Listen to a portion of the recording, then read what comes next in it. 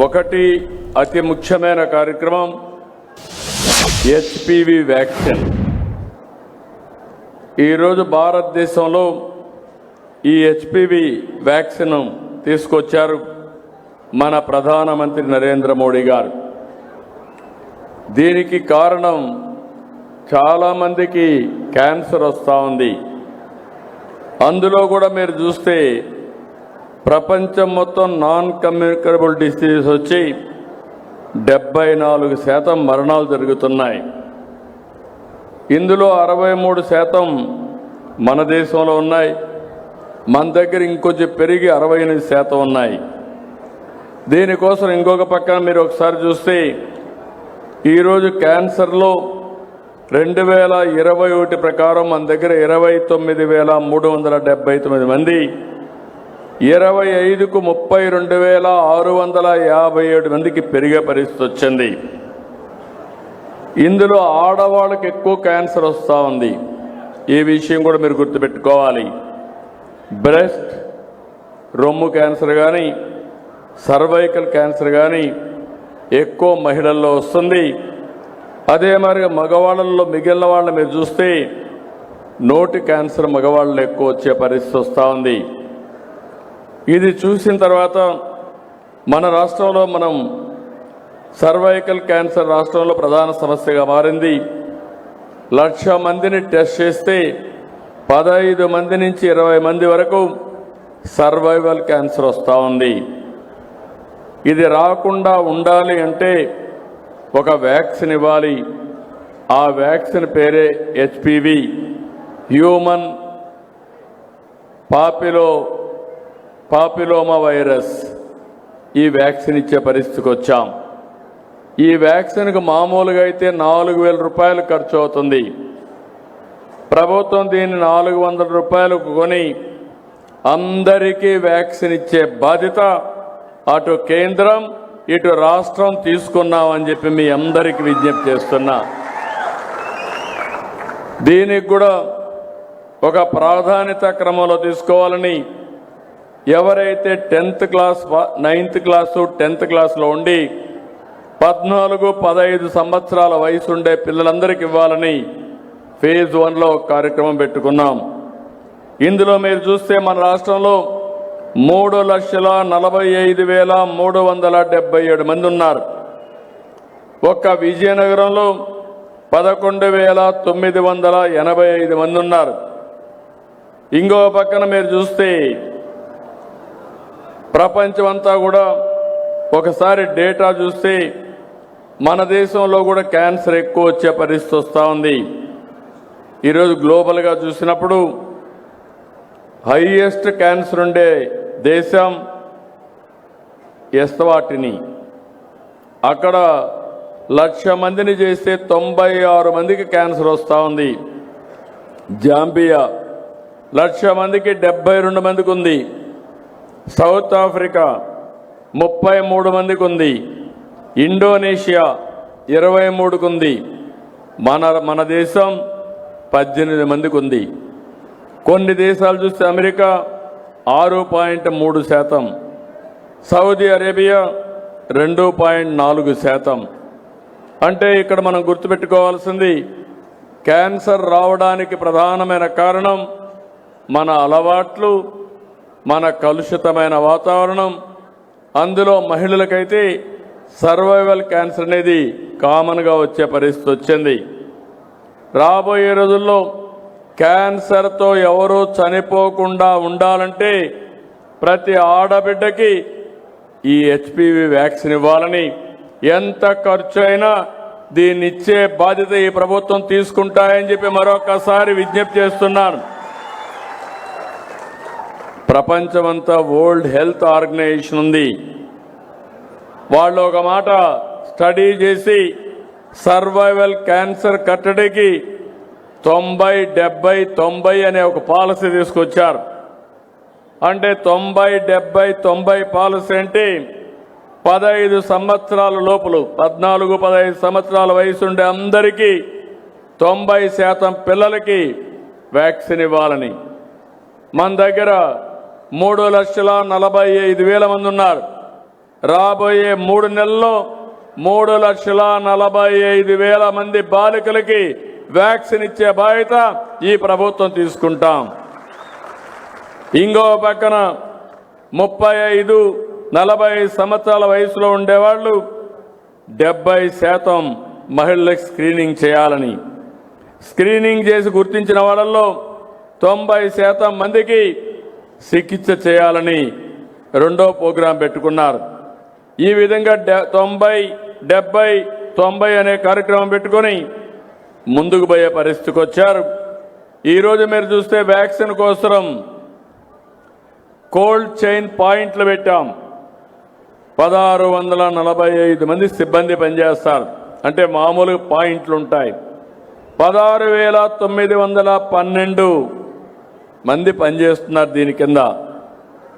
ఒకే ఒక డోస్ తీసుకుంటే క్యాన్సర్ నుంచి వీళ్ళకి రక్షణ వస్తుంది. దీన్ని మానిటర్ చేయడానికి గవర్నమెంట్ ఆఫ్ ఇండియా యూవిన్ అని ఒక ప్లాట్ఫామ్ కూడా తీసుకొచ్చారు. టీకాలన్నీ పిహెచ్సిలో కానీ, అర్బన్ పిహెచ్సిలో కానీ, సిహెచ్ కానీ, ఏరియా హాస్పిటల్లో కానీ, డిస్ట్రిక్ట్ హాస్పిటల్ కానీ, జీజీహెచ్లో ఎప్పటికప్పుడు లభ్యంలో ఉంటాయి.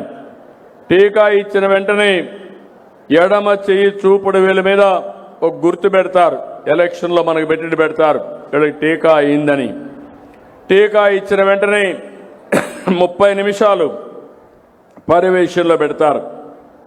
వ్యాక్సిన్ తర్వాత ఏమైనా సైడ్ ఎఫెక్ట్స్ ఉంటే అక్కడే డాక్టర్ ఉండి ట్రీట్మెంట్ కూడా ఇచ్చే కార్యక్రమానికి శ్రీకారం చుట్టారు.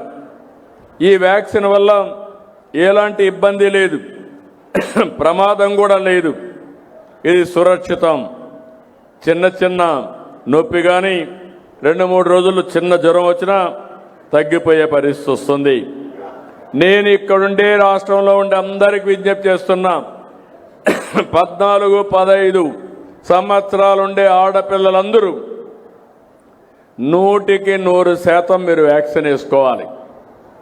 తల్లిదండ్రులకు విజ్ఞప్తి చేస్తున్నా, ఒక బాధ్యత కలిగిన తల్లిగా, బాధ్యత కలిగిన తండ్రిగా నీ పిల్లవాళ్ళకి జీవితంలో ఎప్పుడు కూడా సర్వైకల్ క్యాన్సర్ రాకూడదంటే హెచ్పివి వ్యాక్సిన్ వేయించే బాధ్యత మీరు తీసుకోవాల్సిందిగా మిమ్మల్ని అందరినీ కోరుతున్నా.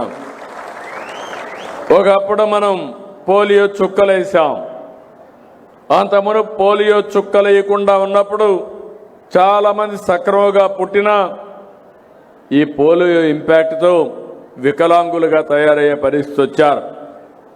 ఈరోజు ఈ పోలియో చుక్కల వల్ల చాలా వరకు ఆ ఇమ్యునైజేషన్తో కంట్రోల్ అయ్యే పరిస్థితి కూడా వచ్చిందని చెప్పి నేను మీకు తెలియజేస్తున్నా. మన రాష్ట్రంలో క్యాన్సర్ స్క్రీనింగ్ పరీక్షలు చేశాం. 1,72,1,72,00,000 మందిని ఇచ్చేస్తే నోటి క్యాన్సర్ స్క్రీనింగ్ 90,30,000 మంది మహిళలకు breast cancer, cervical cancer screening ఇవన్నీ కూడా చేశాం.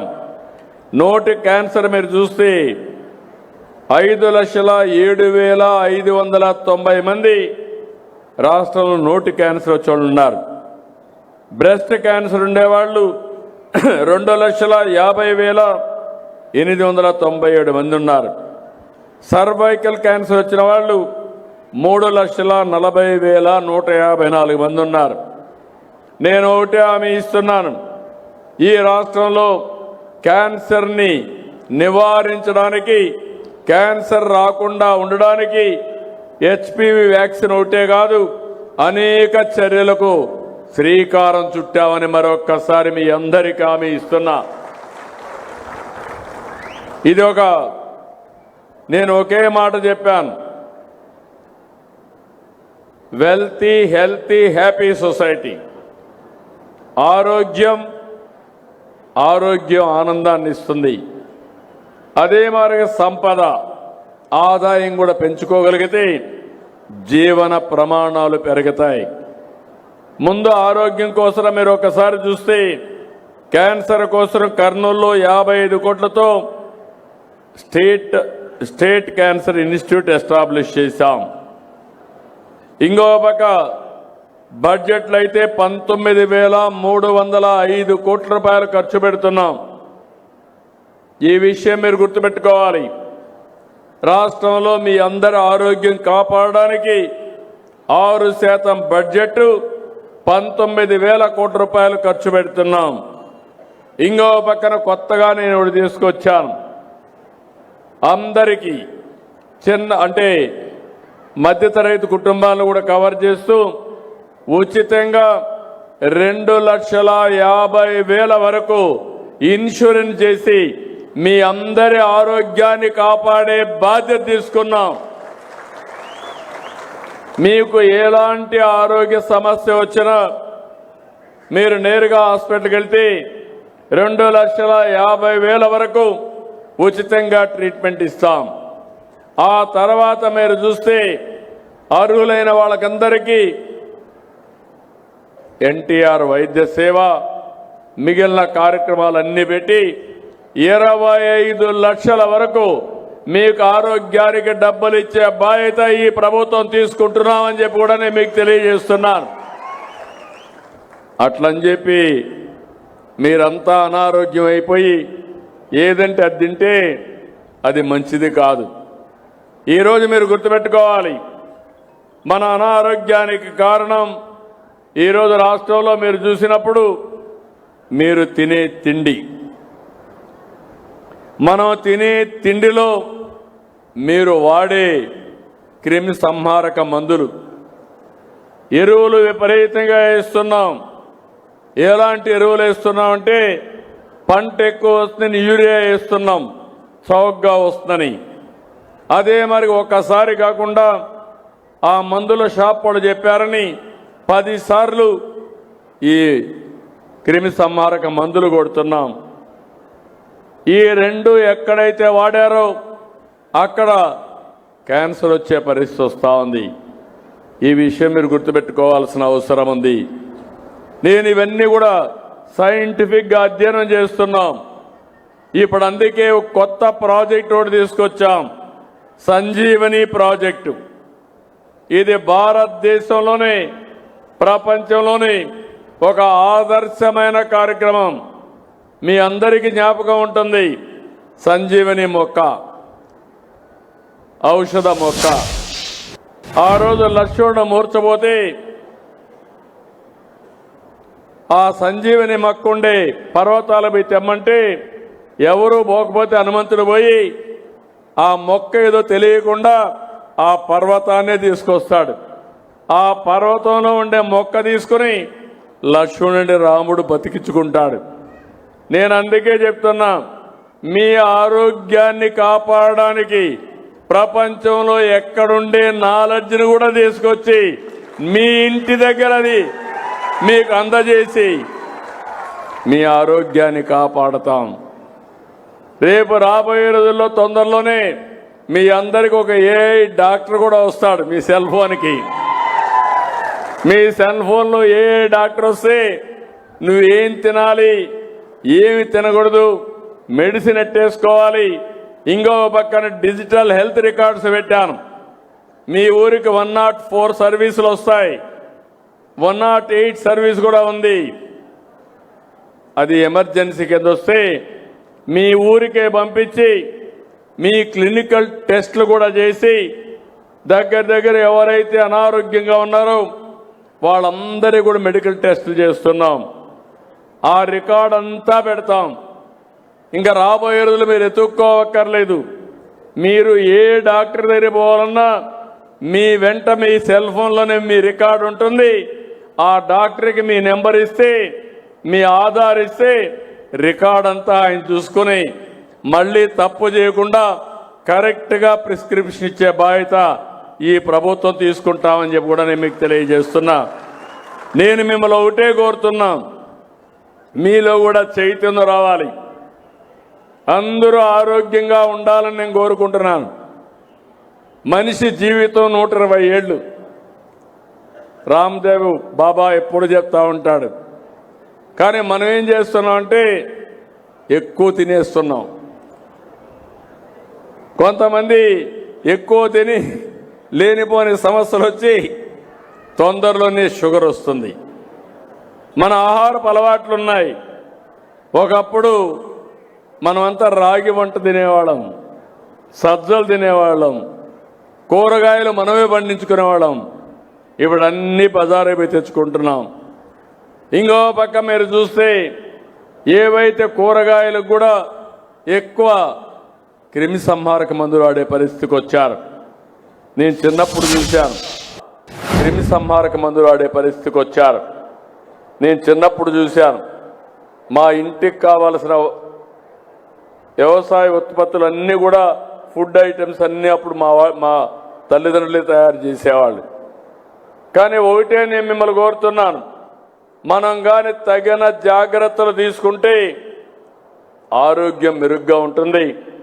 భగవంతుడు మనకు అన్నీ ఇచ్చాడు, కానీ ఓసారి మనం చేసే తప్పుల వల్ల అనారోగ్య సమస్యలు కొని తెచ్చుకుంటున్నామని చెప్పి కూడా నేను మీకు తెలియజేస్తున్నా. ఈరోజు మీరు చూడండి, ఎవరైతే రైస్ ఎక్కువ తింటారో వాళ్ళకి షుగర్ వస్తుంది. షుగర్ వస్తే అది అన్ని రోగాలకు గేట్వేగా తయారవుతుంది. ఒకసారి షుగర్ వచ్చిందంటే జాగ్రత్తగా లేకపోతే అక్కడి నుంచి ఓసారి ఆ షుగర్ ఎక్కువైపోయి ఏ చిన్న గాయం తగిలినా మానకుండా, లేకుంటే ఒక సమస్య వస్తే ఆ సమస్య అనేక సమస్యలకు దారితీస్తుంది. కిడ్నీ కానీ, లేకపోతే హార్ట్ కానీ, లేకపోతే లివర్ కానీ, ఇలాంటి అనేక సమస్యలు వస్తాయి. ఆ విషయాలు మీరు గుర్తుపెట్టుకోవాల్సిన అవసరం ఉంది. మీ ఆరోగ్యం మీ చేతుల్లో ఉంది. ఫైనల్గా మీ ఆరోగ్యం మీ సెల్ ఫోన్లో ఉంది. మీకు ఏ డాక్టర్ని పరిచయం చేయడమే కాకుండా ప్రతి ఒక్కరి ఆరోగ్యాన్ని కాపాడే బాధ్యత తీసుకుంటాం. అది మీరు చేస్తే చాలా వరకు ముందుకు పోయే పరిస్థితి వస్తుంది. ఇప్పుడు ప్రభుత్వం ఉంది. నేను అనేక విధాలుగా మిమ్మల్ని ఆదుకుంటున్నాను. ఈరోజు పెన్షన్లు ఉన్నాయి. ఈరోజు దానికే వచ్చా. నేను ఈరోజు వచ్చింది ఈ రావి వలసలో ఎన్టీఆర్ భరోసా పింఛన్లు పంపిణీ చేయడానికి వచ్చాను. రేపు మొదటి తారీఖు, రేపు ఆదివారం. నేను రేపు కాకపోతే ఎల్లుండి ఇవ్వచ్చు, కానీ నా ఆలోచన అది కాదు. ఏదైనా సరే, ఏదైనా నిర్లక్ష్యం చేస్తాం, కానీ పేదవాడిని మాత్రం నా జీవితంలో ఎప్పుడూ నిర్లక్ష్యం చేయనని మరొకసారి విజ్ఞప్తి చేస్తున్నా. అందుకే పేదల సేవలో కార్యక్రమం పెట్టాను. పేదల సేవలో కార్యక్రమం మీరు చూస్తే ప్రతి నెల మొదటి తారీఖు మేము దర్శనం చేసుకోవాల్సింది ఈ పేదవాళ్ళని దర్శనం చేసుకోవాల్సిన బాధ్యత మా మీద ఉంది. ఇప్పటికి 20 నెలలు నేను వస్తున్నా. మా కలెక్టర్లు పొమ్మన్నాను, ఎమ్మెల్యేలు ఎంపీలు పొమ్మన్నాం, ఎన్డీఏ నాయకులు ఉన్నారు. ఎన్నికల్లో మీకు హామీలు ఇచ్చారు, మేము పింఛన్ ఇప్పిస్తామని 4,000 రూపాయలు ఇప్పిస్తాం, వికలాంగులకి 6,000 రూపాయలు ఇప్పిస్తామని చెప్పారు. ఈరోజు వాళ్ళ మాట మీరు నమ్మి ఓట్లేశారు. నేను కానీ పవన్ కళ్యాణ్ గారు. ఈరోజు రాష్ట్రంలో మీరు గుర్తుపెట్టుకోవాలి, ఇంకో పక్క బీజేపీ నరేంద్ర మోడీ గారు. ఈ ముగ్గురం కూడా ఒకటే ఆలోచిస్తున్నాం. మేము ఒక మాట చెప్పాం, ఈ రాష్ట్రాన్ని పునర్నిర్మాణం చేయాలి, మళ్ళా మీ జీవితాల్లో వెలుగు రావాలి, మమ్మల్ని నమ్మండి, ఓటేయండి అని చెప్తే 100కి 94 సీట్లు గెలిపించారు. విజయనగరం జిల్లా 11కు 11 గెలిపించారు. శ్రీకాకుళం జిల్లాలు స్వీప్ చేశాయి. ఆ రోజు పరిస్థితి చాలా అధ్వానమైన పరిస్థితి. ఇప్పుడు మీరు ఫ్రీగా చప్పట్లు కొడుతున్నారు. అప్పుడు చప్పట్లు కూడా కొట్టడానికి వీలు లేదు, నవ్వడానికి వీలు లేదు, ఎండల్లో సురక్షితంగా ఉండడానికి వీలు లేదు. మన భూములు మన దగ్గర ఉంటాయో లేదో తెలియదు. అవునా కాదా? రౌడీయిజం పరాకాష్ఠకి వెళ్ళింది. కడాన నాలాంటి వాడికి పరిస్థితి ఏమైందో మీరే చూశారు. ఒకరోజు సాయంత్రం వచ్చి నన్నే తీసుకు జైల్లో పెట్టే పరిస్థితికి వచ్చారంటే ఇంకా మీరు ఒక లెక్క అని అడుగుతున్నా. అయితే నేను కుంగిపోలేదు. 45 సంవత్సరాలుగా రేపు 28కి 50 సంవత్సరాలు మొట్టమొదటిసారిగా ఎమ్మెల్యే అయ్యి ఎప్పుడు నేను అలసిపోలేదు. లేకపోతే ఎప్పుడు కూడా నేను అశ్రద్ధ కూడా చేయలేదు. భగవంతుడు ఎంత శక్తి ఇచ్చాడో మీరు ఆశీర్వదించినప్పుడంతా మీకోసమే పనిచేసా, మీకోసమే ముందుకెళ్ళా. నాకు ఒక తృప్తి. ఎవరికి రాని అవకాశం నాకు వచ్చింది. ఇప్పుడు కూడా పవన్ కళ్యాణ్ కూడా ఈ రాష్ట్రాన్ని బాగు చేయాలని పూర్తిగా అండగా నిలబడ్డాడు. ఇంకో పక్క కేంద్రం వెంటిలేటర్ పై నుండి ఆర్థిక వ్యవస్థకి ఒక చేయూతనిచ్చారు. ఇవన్నీ కూడా ఎందుకు వచ్చాయని మీరు ఆలోచిస్తే 2024లో మీరు తీసుకున్న ప్రధాన నిర్ణయం ఎన్డీఏని గెలిపించాలి అనుకున్నారు, గెలిపించారు. ఢిల్లీలో మన పరపతి పెరిగింది, కేంద్రం కూడా సహకరించింది. ఈరోజు సూపర్ 6 ఈరోజు మీరు ఒకసారి చూస్తే సూపర్ 6ని సూపర్ హిట్ చేశాం. నేను 4,000, 6,000, 10,000, 15,000 రూపాయలు పింఛన్లు ఇచ్చే ఏకైక రాష్ట్రం భారతదేశంలో ఆంధ్రప్రదేశ్ ఒకటే. 62,76,322 మందికి ఇస్తున్నాం. నెలవారీగా 2,726 కోట్ల రూపాయలు ఇస్తున్నాం. మీ విజయనగరంలో 2,72,000 మందికి, చీపరపల్లిలో 8,431 మందికి, రావి వలస గ్రామంలో 386 మందికి 4,000, 6,000, 10,000, 15,000 ఇస్తే మీరు మరిచిపోతే ఏమనాలి అని అడుగుతాను. మర్చిపోతారా అని అడుగుతున్నా మిమ్మల్ని. ఇన్ని కష్టాలుంటే 33,000 కోట్ల రూపాయలు దీనికి ఖర్చు పెడుతున్నాం. ఒకప్పుడు ఒక నెలలో పింఛన్ తీసుకోకపోతే మళ్ళా ఇచ్చేవాళ్ళు కాదు. ఇప్పుడు పింఛన్ తీసుకోకపోయినా 2వ నెల, 3వ నెల తీసుకునే వెసులుబాటు మీకు ఇచ్చిన ప్రభుత్వం ఇది. దాంట్లో కూడా 2 నెలలు తీసుకోకపోతే ఈ నెల 1,56,128 కోట్ల రూపాయలు పే చేస్తున్నాం. 3 నెలల్లో తీసుకునే వాళ్ళకి 13,970 మంది, 17,21,00,000. అంటే దగ్గర దగ్గర 150 కోట్లని మిగలబెట్టుకునేవాడిని కాదు. నా పేదవాడు ఈ ఊర్లో లేకుండా వేరే ప్రాంతానికి పోయి మళ్ళీ వస్తే తీసుకోవాలి, ఇవ్వాలి, మీకు అండగా ఉండాలి. ఇది ఒక్కటే కాదు. ఈరోజు మా ఆడబిడ్డలున్నారు. స్త్రీ శక్తి తీసుకొచ్చా. ఆడబిడ్డల కోసం మీరు ఎక్కడికి పోవాలంటే దర్జాగా ఆర్టీసీ బస్సులో ప్రయాణం చేసే సౌకర్యం మీకు ఏర్పాటు చేశాం.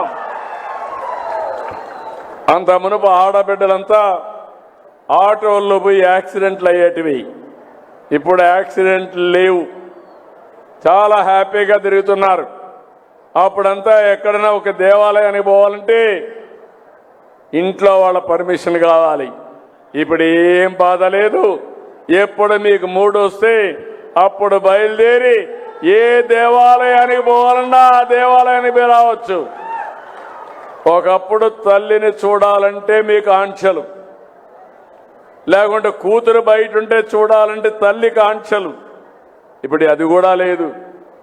రిపీటెడ్గా మీ ఊరు నుంచి ఏ ఊర్లో ఉంటే పోయి చూసుకొని మధ్యాహ్నం అక్కడ భోంచేసి సాయంత్రం మళ్ళా ఇంటికి వచ్చే పరిస్థితి ఏర్పాటు చేశామంటే అది ఆడబిడ్డల పట్ల ఈ ప్రభుత్వానికి ఉండే అభిమానం.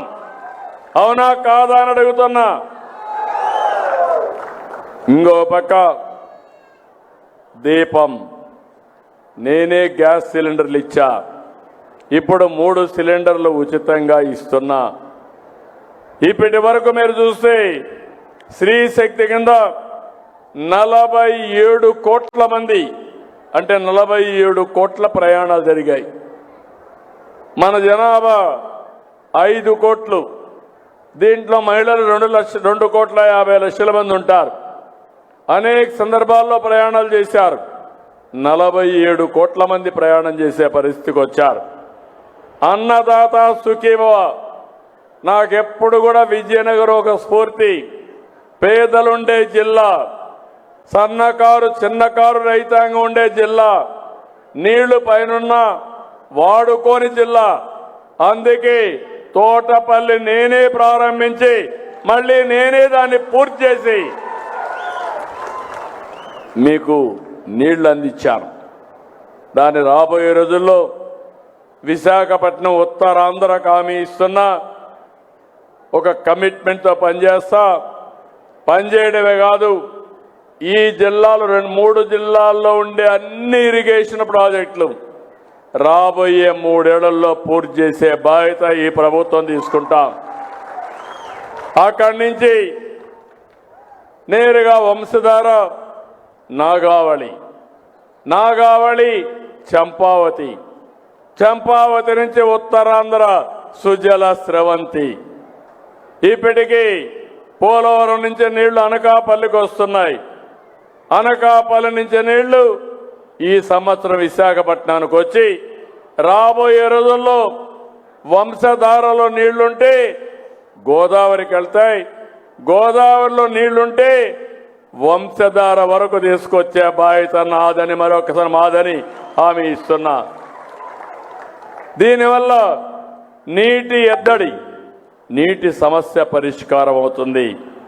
అదే కాకుండా రైతును చూస్తే నేను ఒకసారి వచ్చినప్పుడు అన్నాను, ఇక్కడ మొక్కజొన్న వస్తుంది ఏమన్నా.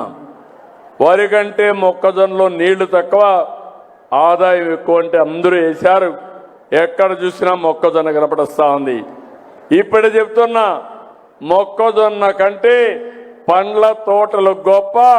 విజయనగరం ఉద్యానవనంగా చేసే బాధ్యత మీరందరూ తీసుకోవాల్సిన అవసరం ఉంది. కలెక్టర్కి స్పష్టమైన ఆదేశాలు ఇచ్చాను. వర్కౌట్ చేస్తున్నాడు. రాబోయే 2 ఏళ్లలో ఒక 40 నుంచి 50 వేల ఎకరాల్లో పండ్ల తోటలు కానీ